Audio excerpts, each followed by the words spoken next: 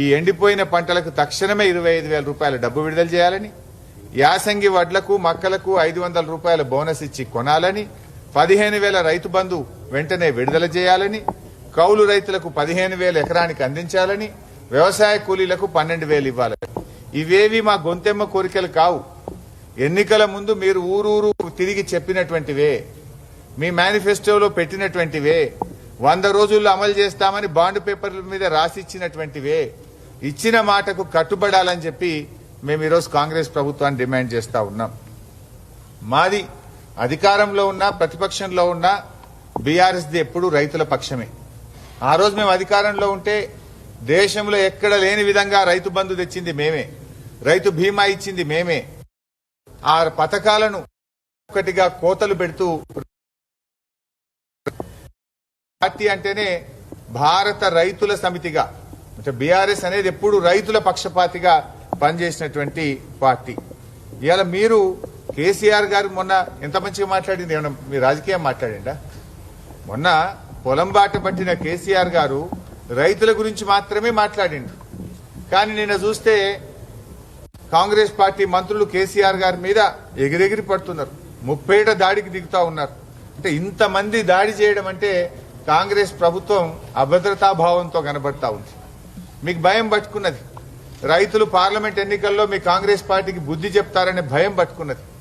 కేసీఆర్ గారు బయలుదేరంగానే ఇవాళ ఆయన మీద దాడికి దిగుతా ఉన్నారు, ముప్పేట దాడికి దిగుతా ఉన్నారు కాంగ్రెస్ పార్టీ నాయకులు. ఇది కాలం తెచ్చిన కరువు కాదు, కాంగ్రెస్ పార్టీ తెచ్చిన కరువు. మీ వైఫల్యం, కరెంట్ ఇవ్వకపోవడం మీ వైఫల్యం, నీళ్లున్నా ఇవ్వలేకపోవడం మీ వైఫల్యం.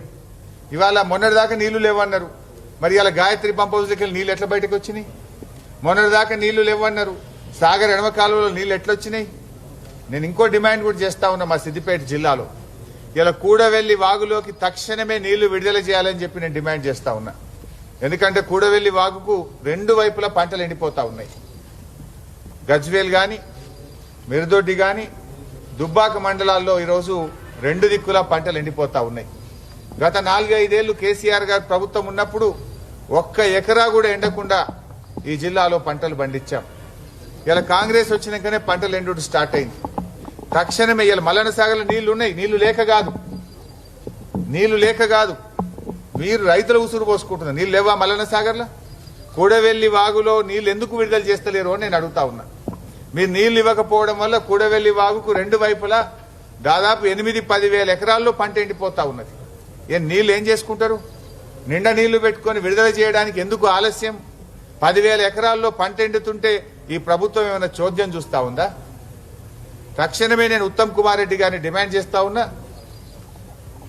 మా ఎమ్మెల్యే ప్రభాకర్ రెడ్డి గారు కూడా ఇప్పటికే ఇరిగేషన్ కార్యదర్శి రాహుల్ బొజ్జా గారికి మాట్లాడారు, జిల్లా మంత్రి పొన్నం ప్రభాకర్ దృష్టికి తీసుకుపోయారు, ఇరిగేషన్ అధికారుల దృష్టికి తీసుకుపోయారు. అయినా కూడా ప్రభుత్వంలో కదలిక లేనటువంటి పరిస్థితి ఉంది. 24 గంటల్లో కూడవెల్లి వాగుకు నీళ్లు విడుదల చేయకపోతే పెద్ద ఎత్తున రైతులను తీసుకొని మల్లన్న సాగర్ ముట్టడికి బయలుదేరతాం. అవసరమైతే మేమే గేట్లు ఎత్తి కూడవెల్లి వాగులోకి నీళ్లు విడుదల చేయాల్సి వస్తుంది.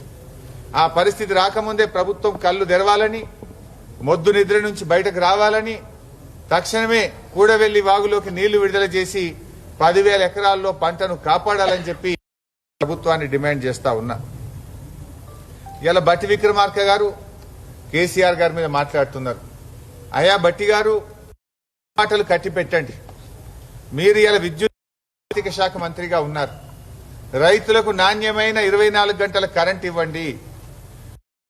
వల్ల ఇలా పెద్ద ఎత్తున మోటార్లు గాలిపోతా ఉన్నాయి. ఇలా రైతుల మీద ఆర్థిక భారం పడతా ఉంది. రాత్రిపూట కరెంటు పెట్టబోయి పాములు గుట్టి, తేళ్లు గుట్టి, షాకులు కొట్టి రైతులు చనిపోతున్న పరిస్థితి ఉన్నది. మీరు నాణ్యమైన కరెంటును, 24 గంటల కరెంటును వెంటనే అందించండి. ఆర్థిక మంత్రిగా ఉన్న బట్టి గారు తక్షణమే రైతులకు ఇన్పుట్ సబ్సిడీ విడుదల చేయండి అని చెప్పి నేను డిమాండ్ చేస్తా ఉన్నా. ఇవాళ ఎండిపోయిన పంటలకు గాని, వడగళ్ల వాన వల్ల నష్టపోయిన పంటలకు ఎకరానికి 25,000 రూపాయల చొప్పున పరిహారం అందించి రైతుల్ని ఆదుకోవాలని చెప్పి నేను బట్టి గారిని కోరుతా ఉన్నా. ఇవాళ రైతులు, ముఖ్యమంత్రి గారు బోగస్ మాటలు మాట్లాడుతూ ఉన్నారు. మీరు బోగస్ మాటలు కట్టిపెట్టండి. తక్షణమే వడ్లకు మక్కలకు 500 రూపాయల బోనస్ ఇవ్వండి అని చెప్పి నేను డిమాండ్ చేస్తా ఉన్నా. అయినా ఈ ప్రభుత్వానికి మంత్రులకు 100 రోజుల్లో మీరిచ్చిన హామీలు అమలు చేయకుండా ఈ ప్రభుత్వం ఈ మంత్రులు మమ్మల్ని విమర్శించే హక్కు మీకు లేదు. మీరు ఏమని విమర్శిస్తారు? 100 రోజుల్లో మీరు రుణమాఫీ చేస్తామని, బోనస్ ఇస్తామని, రైతు బంధు ఇస్తామని, వ్యవసాయ కూలీలకు ఇస్తామని, కౌలు రైతులకు ఇస్తామని, బాండ్ పేపర్లు బంచి దొడ్డిదారిన అధికారంలోకి వచ్చి ఇవాళ రైతుల్ని మోసపుచ్చిన మీరు మమ్మల్ని విమర్శిస్తారా అని నేను అడుగుతా ఉన్నా. ఇలా బీఆర్ఎస్ పార్టీని విమర్శించే నైతిక హక్కు మీకు ఎక్కడిది? చేతనైతే రైతులకు ఇచ్చిన హామీ నిలబెట్టుకొని మాట్లాడండి. ఆ హామీల మీద నేను చర్చకు సిద్ధం. వ్యవసాయ శాఖ మంత్రి వస్తారా, ఆర్థిక మంత్రి వస్తారా, ఎక్కడికి రమ్మంటారో చెప్పండి, నేను చర్చకు వస్తా. మీ మేనిఫెస్టోలో మీరు రైతులకు ఇచ్చిన హామీలేంది, ఇచ్చిన హామీల్లో ఒక్కటన్నా అమలు చేసిండ్రా? నేను దాని మీద చర్చ చేయడానికి సిద్ధంగా ఉన్నా. ఈ రాష్ట్ర ప్రభుత్వం నుంచి ఎవరు చర్చకు వస్తారో రండి. మీ హామీలు, మీ మోసాలను నేను చర్చించడానికి ఏ ప్రజాక్షేత్రంలోనైనా మేము సిద్ధంగా ఉన్నామని చెప్పి ఈ ప్రభుత్వాన్ని నేను డిమాండ్ చేస్తా ఉన్నా. ఆ రోజు మా ప్రభుత్వం ఉండగా దాదాపు 1800 కోట్ల రూపాయలు ఇన్పుట్ సబ్సిడీ రైతులకు సహకారం. ఇప్పుడు ఈ మాత్రం కదలికి వచ్చిందంటే పార్లమెంట్ ఎన్నికల్లో రైతులంతా మమ్మల్ని ప్రశ్నించేటట్టున్నారు, రైతులు బుద్ధి చెప్పేటట్టున్నారు. కేసీఆర్ బయలుదేరిండని ఇప్పుడు ఏదో కంటి తుడుపుగా నిప్పు మీద నీళ్లు జల్లినట్టు ఇవాళ దిద్దుబాటు చర్యలకు వీళ్ళు ప్రయత్నం చేస్తా ఉన్నారు. మరి ఇన్ని రోజులు ఏం చేసిండ్రు? మల్లన్న సాగర్లో నీళ్లు లేవా?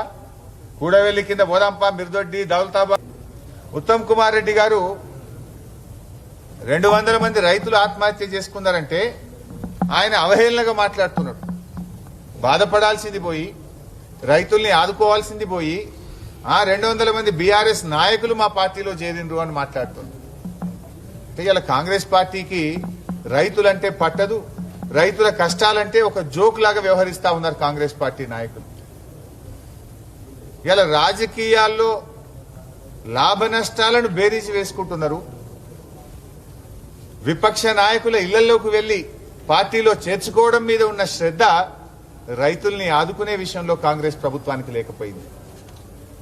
ఇలా పంటలు ఎండిపోతుంటే ముఖ్యమంత్రో మంత్రో ఎక్కడన్నా ఎండిపోయిన పంటలు చూడడానికి కనీసం బయటకు వచ్చి రైతు కుటుంబాలను పరామర్శించడానికి ఈ ముఖ్యమంత్రికి, ఈ మంత్రులకు టైం దొరకలేదా?